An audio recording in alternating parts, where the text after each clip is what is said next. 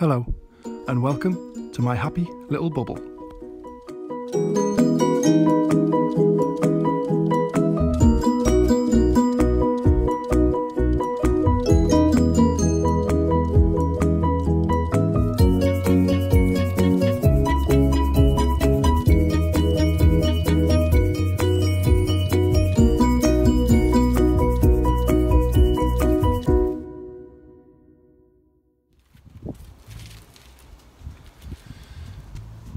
Good afternoon guys, I'm here in the garden and today I'm going to be tackling this bearded iris. Now this bearded iris has been all over. It was actually my nana's, it's called Duff, and her gardener, after she passed away, turned up at my house one day and basically had potted on one of the rhizomes and give it to me, and I've grew it on and basically the time has come where we need to divide this up, because this year I've only ended up with one flower stem here, which was a bit disappointing because I thought I was going to get a really good display, but it means that it's time to separate them down, and I'm going to take a very quick video on how you do that.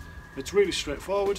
So we need a garden fork, and we're going to basically start by digging this up, and it's not very deep, very shallow rooted, and then I'll show you how we split them up, and I'm going to dot them around the garden, and hopefully next year we'll have a really good display. So let's get to it.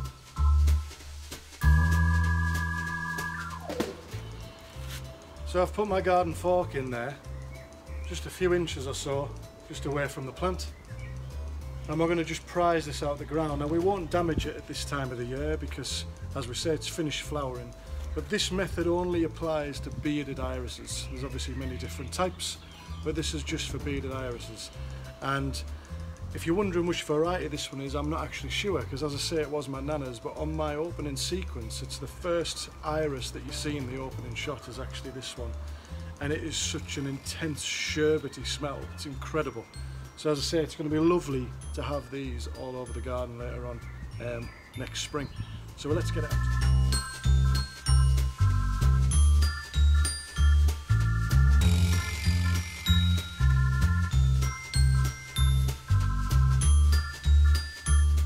So this is quite long overdue. If I get into here, you can see that these rhizomes here, they've got nice new shoots coming off them.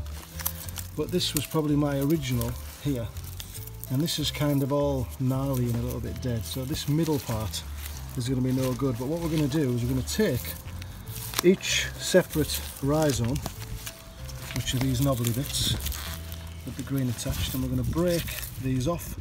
And I'm going to show you what one looks like. Now you can be quite forceful with these, and use a nice sharp knife and just cut straight through them, and they'll come off with the leaf part attached. So we'll do that now and we'll have a look at one individual. Okay, so we've removed one of the rhizomes from the main plant. This is what they look like. You've got a nice root system under here. Now it's this part on the top that needs to be sitting on the surface when you replant, and obviously the roots underneath, and it's this bit that needs to be baked in the sun in order to produce the flower. Now it might seem a little bit drastic, but we're going to cut this entire leaf part all the way down to just a couple of inches, and that's basically so when we replant it doesn't rock in the wind and stop these roots from taking. So just a nice sharp pair of secateurs, and we'll just make a nice clean cut straight across the leaves like so.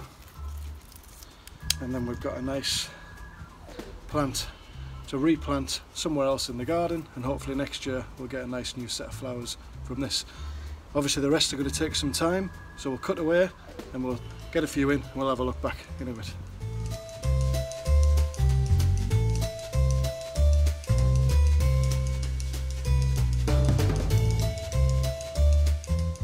So we've got a lot of rhizomes from the middle that are all kind of rotted away and no good, and we know they were no good because they had no leaves coming off them, and all the new plants have broke away from that. And if we get one here, we know that we've got a nice good root system underneath with a leaf off the top that we've cut, and we're going to plant these around. As you can see, we've got quite a good amount of new plants from that one, so I'm going to put a couple back in because I like them there, and I'm going to spread the rest around in some new places around the garden, and the leaf tops will just compost. So we'll stick them in and then that'll be that job done. But remembering that the rhizome must sit on top of the soil level, because we want the sun to really bake this in order for good flowers next spring.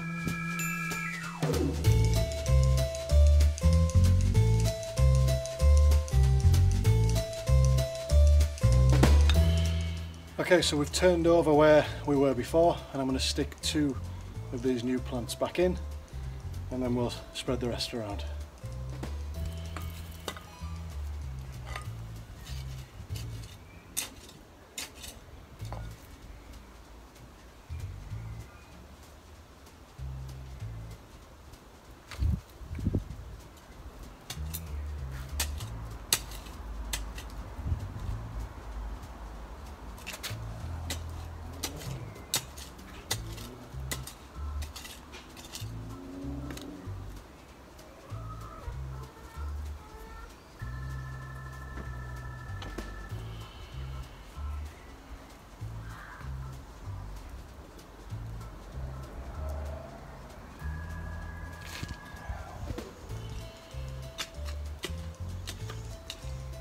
So it's worth pointing out, it's quite a poor soil this, hot position, lots of gravel in there, and they've always performed really well. They like a nice free draining soil with lots of sun, and as you can see we've kept those rhizomes on the top so they get baked.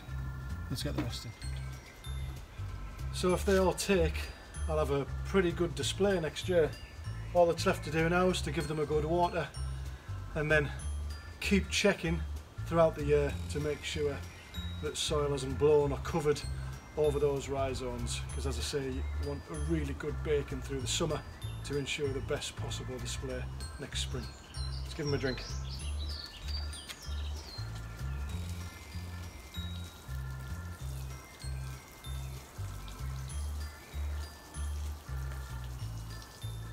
So I even had that many. I've decided to put a few along the front of our chicken run, so I'm going to give them a good water as well, and we'll obviously have to wait till next year to see how they take. But if you've enjoyed this video, please subscribe for more lovely little things, food and gardening tips, and I'll see you next time on my happy little bubble. Take care.